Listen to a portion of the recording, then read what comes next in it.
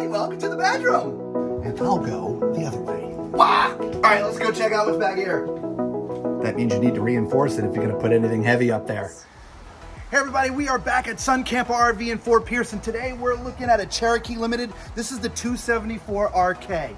Now this has a nice storage area up front, which actually goes all the way back down underneath there. That would be under the bed. All right.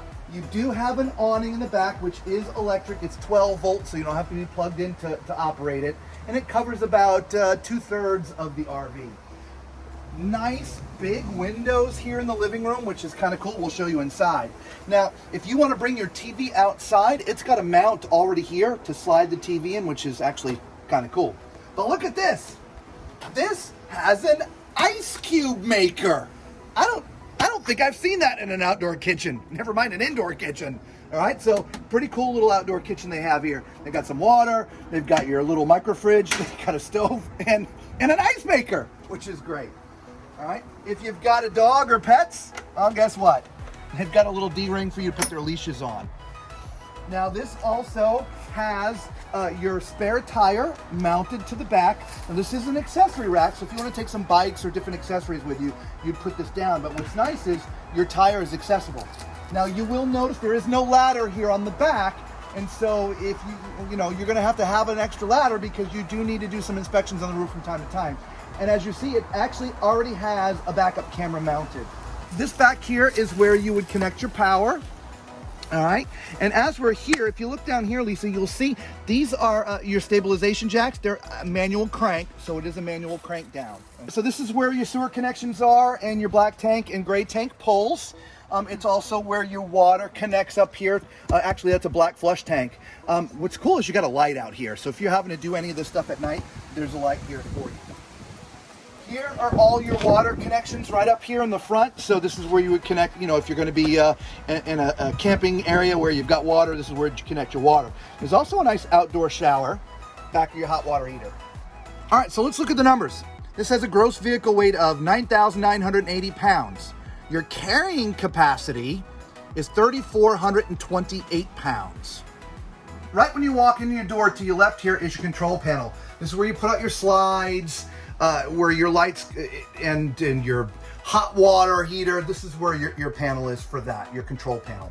And then just to the left of that, there's a couple of theater seats, if you will, recliners.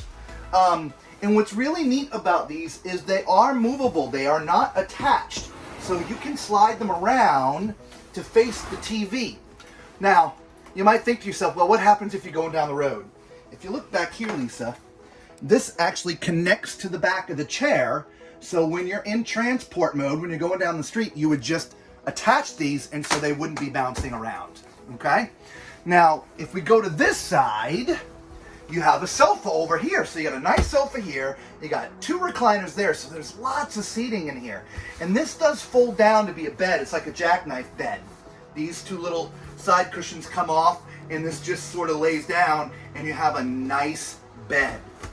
All right, to the left of this is where your entertainment center would be. Your TV would go up there, obviously, that big hole there. Down here, you got a nice fireplace, some storage, and it is wired for sound as well, so there's some additional audio in here already. So let's go look at the back here. This is the rear kitchen that I love that these companies are starting to be unique with their floor plans. I love that you have all of this space in here. You have a nice big sink, nice big basin. I love this faucet. Black stainless. Yeah, absolutely.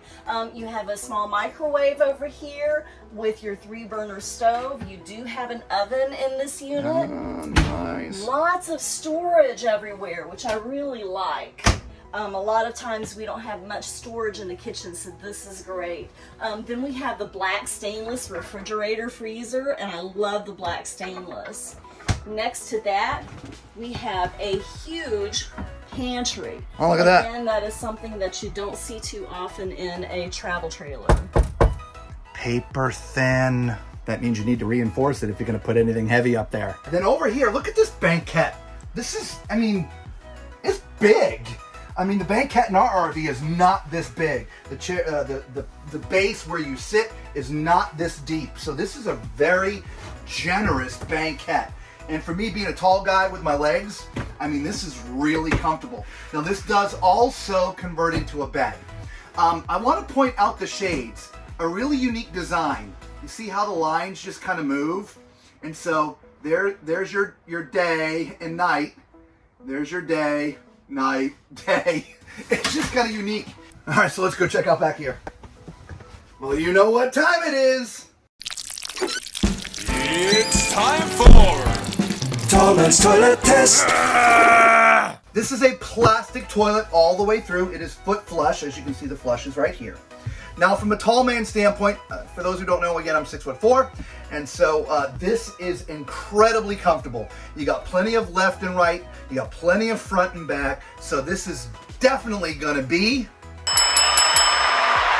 Now, right across from the toilet, you have a corner sink. Now, there's not a lot of countertop space, but this is typically what happens with a corner sink for the most part. So, you know, you've got a space back here from some soap and a few little things, but not a lot of countertop space. There is a very generous corner cabinet, you know, medicine chest, if you will, and it's tall enough that me being a tall guy, I can actually see my entire body in here, which is kind of nice. So shaving would be easy, okay? Underneath, actually generous storage underneath as well. Now, one of the other things that we find interesting is, where do you put your towels? We've seen so many RVs that don't have a spot to put towels. This one is not that case. Plenty of storage in the bathroom for linens and things. All right, let's climb in the shower. Okay, so I am way up in the bubble. Now, my head is not touching, but I don't have a lot of moving room in here. Now, it is a corner shower. There's not a lot of moving room in here anyway, so I don't think it's too big of a deal. The shower head is pretty high, if you can see, so you know I don't have to really duck too much. It does feel a little confined, but in the end, I do fit. So, all right, so what's beyond this?